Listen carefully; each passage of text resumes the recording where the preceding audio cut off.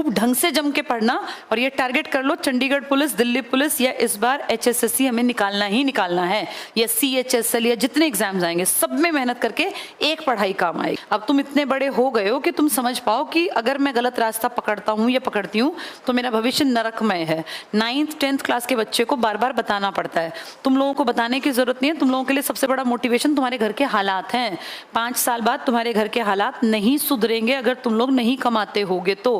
तुम सबके पिताजी अब बुजुर्ग एज में आने वाले हैं, 5 साल में तुम सबके फादर, जिसके फादर हैं घर में, वो बुजुर्ग हो जाएंगे। और अगर पिताजी नहीं है एक आधे के घर में तो सोचो तुम्हारे ऊपर तो डबल जिम्मेदारी है बेटा। तो अपने आप को ये मान के कि मुझे बहुत अच्छे ढंग से जल्दी इंडिपेंडेंट बनना है। और मैंने कल भी बताया था CET का पेपर है हरियाणा में सितंबर में, ये कोशिश करो कि निकाल लो जिसके हालात ज्यादा खराब हो ना, क्योंकि सबके हालात अमूमन इंडिया में खराब ही होते हैं, इसलिए हमें पढ़ना पड़ता है। अगर सब अमीर हो तो कोई ना पढ़े यहाँ। CET सितंबर वाला टारगेट करके खूब पढ़ना।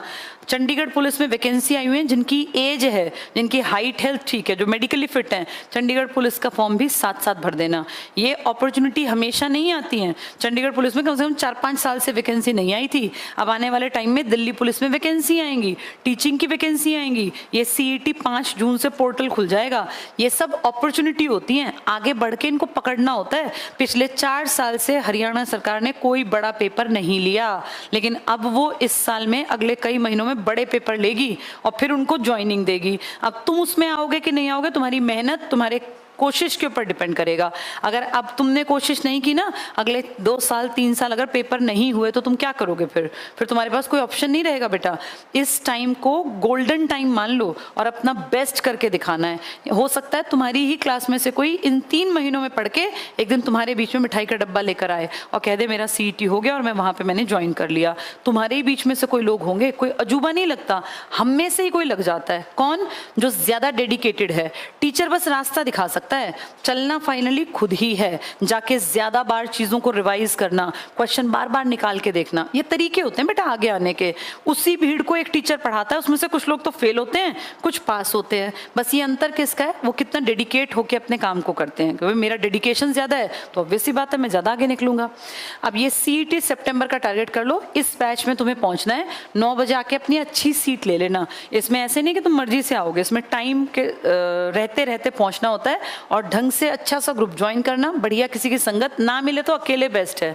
सबसे बढ़िया होता है अकेले पढ़ना, क्योंकि आपकी एज में ना ज्यादा फालतू के दोस्त यार कुछ करते नहीं है। वो अकेले अपना एक रोज का टारगेट बना लो, 3 महीने में मुझे अपना परफेक्शन के हद तक पहुंच जाना है। यहाँ 3 महीने के बाद परिमल सर जब आपको बताएंगे तब आप पहुंचेंगे, शिफ्ट करेंगे ओल्ड जनरल बैच में। ये हमारा सबसे स्ट्रॉन्ग बैच होता है। इसमें पढ़ने वाले बच्चे लगभग बच्चे वो हैं जो 1-2 पेपर देके गलतियों से सीख रहे हैं, जिनका कोई पेपर 1 नंबर से रह गया, कोई 2 नंबर से रह गया, कोई पॉइंट से रह गया, कोई वहां लेट पहुंचा, किसी ने आते आते क्वेश्चन गलत कर दिए। इनसे हम सबसे ज्यादा उम्मीद रखते हैं कि ये पेपर पास करेंगे। लेकिन कई बार ऐसा होता है कि न्यू जनरल से भी बच्चे मिठाई ले आते हैं, वो भी निकल जाते हैं। वो डिपेंड करता है कि उसमें जोश कितना है।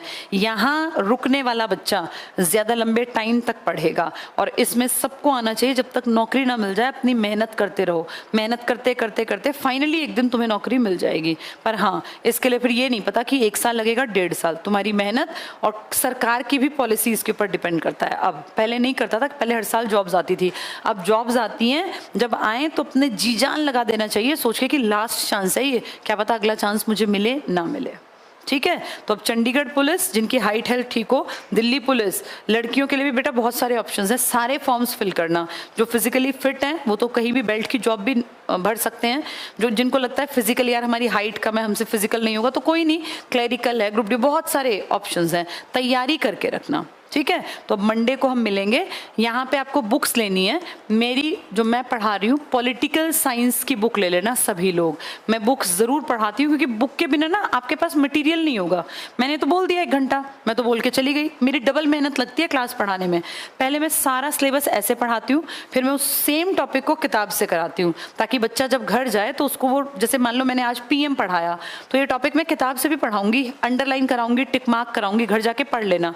फिर घर जाके जाके तुम पढ़ोगे ना तो तुम्हें वो सारी बातें मेरी बोली हुई दिमाग में रिकॉल हो जाएंगी, उससे तुम्हें फील होगा कि हाँ, एक कॉन्फिडेंस अपने आप बढ़ता है कि ये टॉपिक मेरा तैयार है। अब जो मैं बोल गई वो तुम्हारा टॉपिक तैयार तुम्हें लगेगा नहीं, क्योंकि तुमने खुद से नहीं पढ़ा। तो यहाँ बुक ज़रूरी है।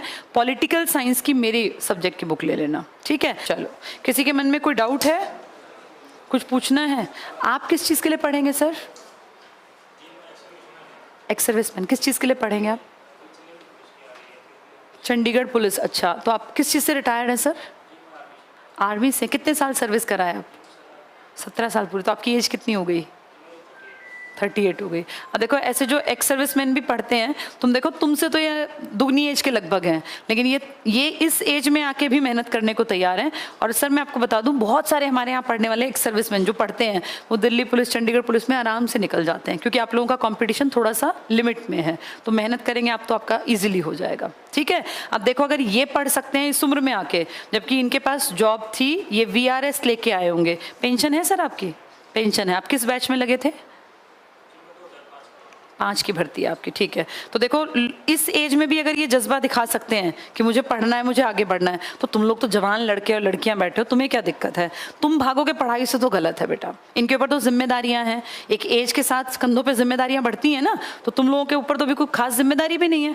खूब ढंग से जम के पढ़ना, और ये टारगेट कर लो, चंडीगढ़ पुलिस, दिल्ली पुलिस, या इस बार HSSC हमें निकालना ही निकालना है, या CHSL, या जितने एग्जाम्स आएंगे सब में मेहनत करके एक पढ़ाई काम आएगी। ऑल द बेस्ट बेटा।